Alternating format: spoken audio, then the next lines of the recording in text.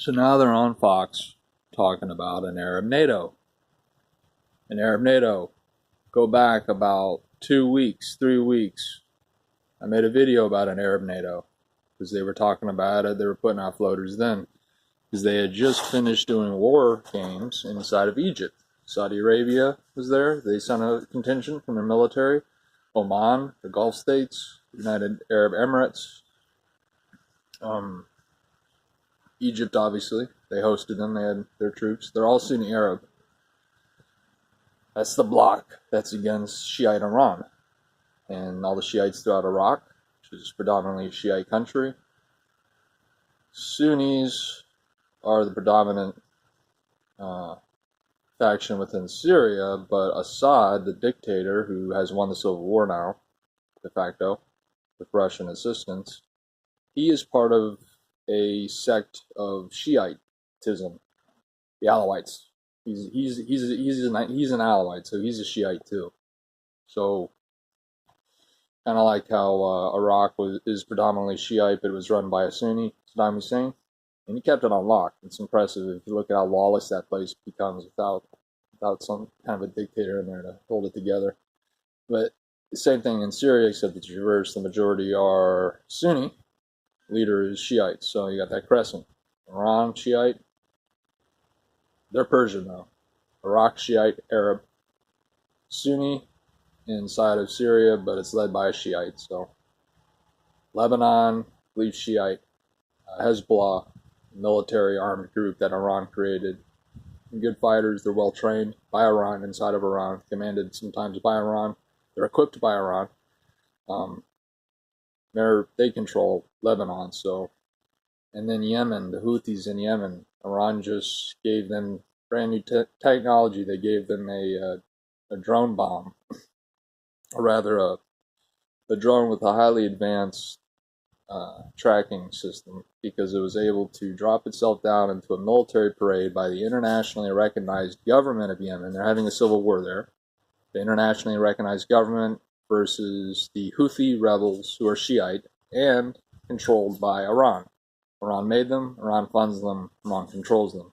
They're trying to open up, if you look on a map real quick on Google, Saudi Arabia.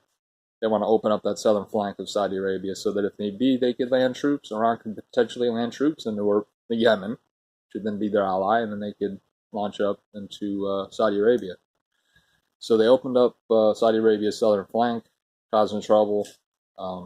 We have our fleet, I think the 5th Fleet, stationed in Bahrain, which again is Shiite, run by Sunnis, I believe.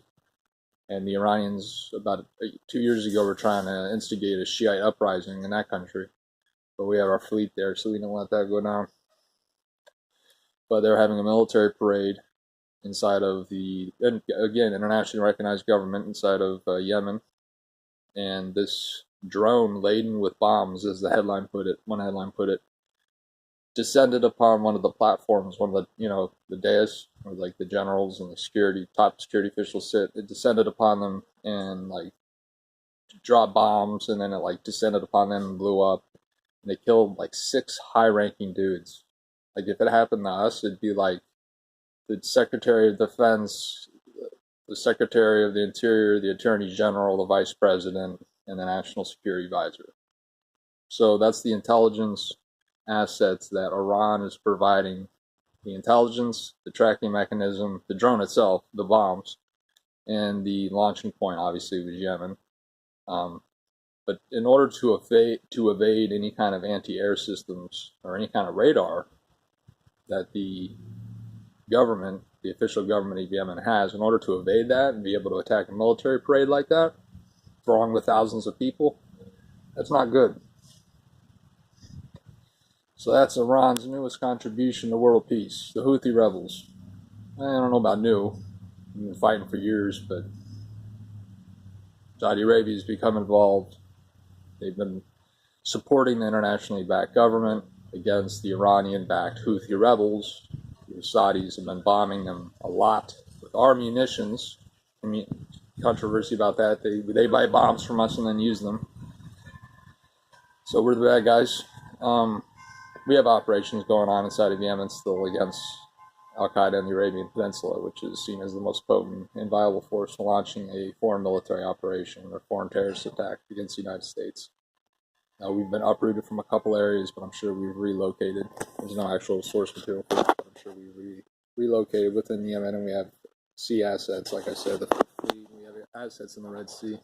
So, I mean, we have it surveilled. That's Iran's newest contribution to Middle Eastern peace.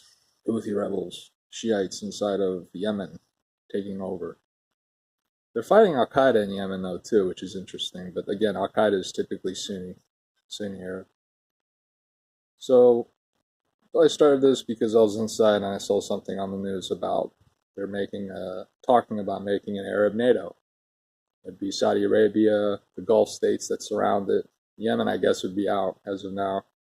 In Egypt and Jordan, making a NATO to counterbalance Iran and what it can do in terms of resources and raising troops inside of Iraq and Syria and Lebanon with Hezbollah.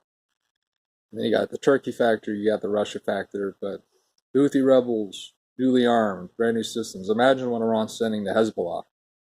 They're hooking up the Houthis with that kind of intelligence capability and jamming capabilities to get through those air defense systems. Imagine what they've sent to Hezbollah or Hamas on the Gaza Strip, who they've technically cut relations with, I believe, but no. No, I don't think they have. I think I'm misspeaking. Let's see. Come. All right. I'm going to go lay down. Tired. Missy, come. Arab NATO.